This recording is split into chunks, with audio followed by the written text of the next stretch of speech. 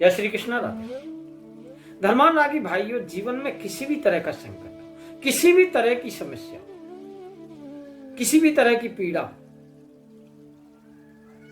दैहिक दैविक भौतिक किसी भी तरह का कष्ट, तो इस कलयुग में एक ही उपाय है, उन संकट मोचन की शरण में जाना। उनके चरणों में एक अर्जी लगा दो, सभी संकटों से मुक्त हो जाओ। कहा भी है कि जाहि भजे भय रोग नसावत पावत है मन को फलचारी, जा डिंगे जाते मिटे भव फंद ओ होत सवैद से मंगलकारी, जाको सुना में भयो जगती तल भूत विसाचन को भय हारी, विष्णु भय शरणागत ताही के जे भय भूत भगावनिहारी। बोले जिनके स्मरण मात्र से चारों पदार्थ प्राप्त हो जाते, सभी दिशाओं में मंगल हो जाता है, जिससे भय और भूत नष्ट हो जाते हैं, ऐसे हनुमान जी की शरण जाइए। क्यों?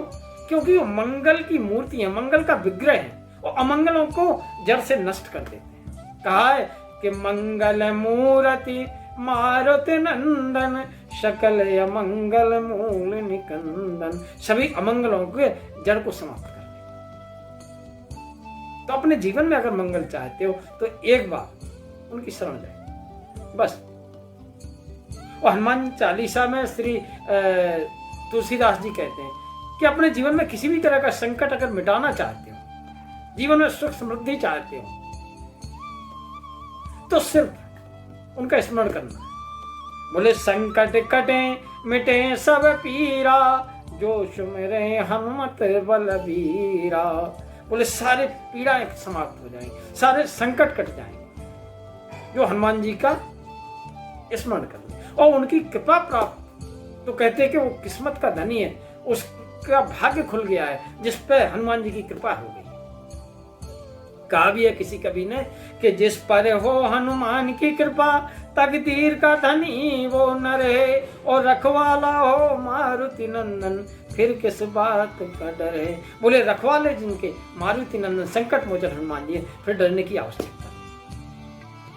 और हनुमान चालीसा तो हनुमान जी की प्रशंसा में एक भेंट है तुलसीदास जी की तरफ से, और इनकी प्रशंसा में तो स्वयं राघवेंद्र सरकार कहते हैं कि रघुपति कीनी बहुत बड़ाई, तुम मम प्रिय भरत ही सम भाई। हनुमान जी की तारीफ प्रशंसा में स्वयं राघवेंद्र सरकार कहते हैं कि तुम मुझे भरत जी के समान प्रिय। तो भरत कितने प्रिय थे, इसने प्रश्न कर दिया। बोले भरत कितने प्रिय थे? गोस्वामी तुलसीदास जी उसका उत्तर देते हैं रामचरितमानस में। कहते हैं कि भरत सरिस को राम सनेही, जग जप राम राम जप जी। बोले भरत के समान राम जी का स्नेह पात्र कौन है, प्रेम पात्र कौन है? पूरा संसार, तीनों लोक, 14 भुवन राम जी का स्मरण करते हैं, राम का नाम जपते हैं, लेकिन राम जी भरत जी को जपते। इसी तरह से हनुमान जी, इसीलिए उन्होंने कहा कि तुम मम प्रिय भरत हैं सम भाई। तो हनुमान जी महाराज जो है स्वयं शिव जी, शंकर स्वयं केसरी नंदन, तेज प्रताप महा जगबंधन। तो क्यों? क्योंकि जिस समय रामावतार होने लगा उस समय सभी देवताओं ने अपने अपने अंश से अवतार लिया। तो शिव जी बोले हम भी चलेंगे, पार्वती जी बोले आप भी जाओगे, तो किस रूप में जाओगे? बोले रूप तो कोई ऐसा जिसका कोई रूप ना हो, जिसका सब मजाक उड़ाते हो, ऐसे रूप में जाए, उसी शरीर से जिससे भगवान का प्रेम प्राप्त हो। तो जय शरीर रत राम, सो सो आदर सुजान, और रुद्र देह तजने बस बानर भे हनुमान। बोले जिस शरीर से राम की सेवा मिले, उनके कार्य में सहायता के निमित्त बन सके, उसी वेश में जाएंगे। तो देवादि देव शिव ने हनुमान के रूप में अवतार दिया, क्योंकि उन्हें पता था रावण ने वरदान जो मांगा था, हम काहू के मरही न मारे, बानर मनुज जात दुई बारे। बानर और मनुष्य दो को छूट दे रखी, और बिना शिव जी के संहार का कार्य कैसे होता? उनके बगैर तो हो नहीं सकता था। और उनका चेला दसाना, बेचारे राम जी सीधे साधे भोले भाले, कैसे कंट्रोल में आता? तो इसलिए हो गया। तो उस सेवा का रस लेने के लिए स्वयं शिव जी महाराज हनुमान जी कहा है दोहावली में तुलसीदास जी ने कि जान राम सेवा सरस समझ कर अभी हनुमान और पुरुषाते सेवक भय हरते भे हनुमान।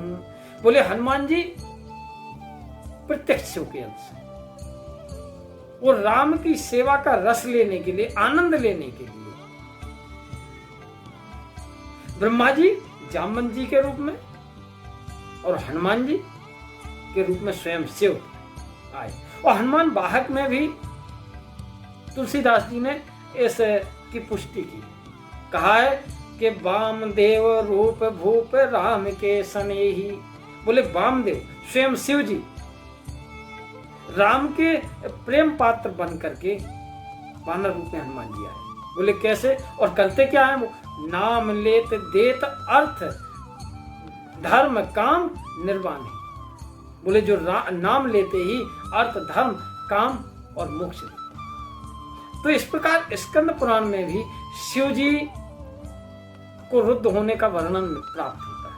शिव जी को हनुमान जी होने का प्रमाण प्राप्त होता है कि हनुमान जी 11वें रुद्र हैं। कहा है स्कंद पुराण में ये वै चैकादशो रुद्रो हनुमान सा महाकपि अवतीर्णा सहायथम विष्णुर अमित तेजसा। बोले उनकी विष्णु का जो रामावतार हुआ उनकी सहायता के लिए वो हनुमान के रूप में एकादश रुद्र ही स्वयं। तो हनुमान जी ने भगवान से कुछ नहीं मांगा, सिर्फ उनकी अनपायनी भक्ति मांगी। धर्म न अर्थ न काम रुचि गत न चाहूं निर्वाण और जन्म जन्म सिया राम जी पद यह वरदान नयान। बोले न धर्म चाहिए, न अर्थ चाहिए, न काम चाहिए, न मोक्ष चाहिए। बोले क्या चाहिए? बोले अनपायनी भक्ति चाहिए। और इसी तरह से शिव जी भी वही मानते।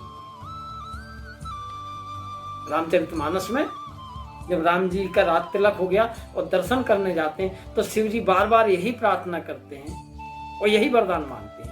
बोले बार बार वर मांगऊं हरस दे हो श्री रंग और पद सरोज अन पाइनी भक्ति सदा सत्संग।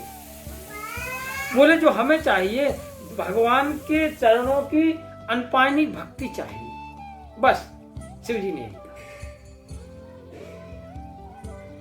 तो हनुमान जी के प्रति राम जी बड़े संकोच में वाल्मीकि रामायण में एक ही बात कहते हैं कि एक एक उपकारस्य प्राणान दास्यामि ते कपि शेष अस्य उपकाराणाम भवामि ऋणीनो वयम्।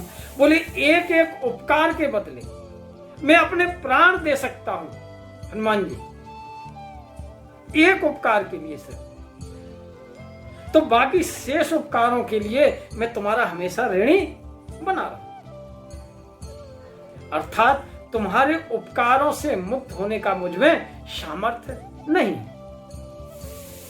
तो इसीलिए तो कहा है राघवेंद्र सरकार ने स्वयं कि प्रत्युपकार करो का तोरा और सन्मुख हुए न सकत मन मोरा। बोले मैं प्रत्युपकार कर ही नहीं पाऊंगा तुम्हारा, मेरा मन ही सन्मुख नहीं होता है, मैं आपके सामने प्रत्युपकार करने की स्थिति में नहीं हूं। एक उपकार के बदले प्राण दे सकता हूं और बाकी उपकारों के लिए मैं हमेशा तुम्हारा ऋणी। तो भगवान हनुमान जी की इतनी बड़ी महिमा है, उन्होंने हर समय हर किसी के संकट टाले, तो हम सबके भी टालेंगे। क्योंकि वो जो है संकट मोचन है, को नहीं जानत है जग में कभी संकट मोचन नाम तिहारो। चाहे वो कोई भी संकट हो, स्वयं राघवेंद्र सरकार जब नागपाश में है उस समय उन्हीं के द्वारा संकट, अहिरावण जब पाताल में ले गया उन्हीं के द्वारा, वानर भालू जब समुद्र तट पर संकटग्रस्त हो गए हनुमान जी के द्वारा संकटों से मुक्त। जिस समय माता भगवती सीता आत्महत्या करने को तैयार हो रही उस समय उनको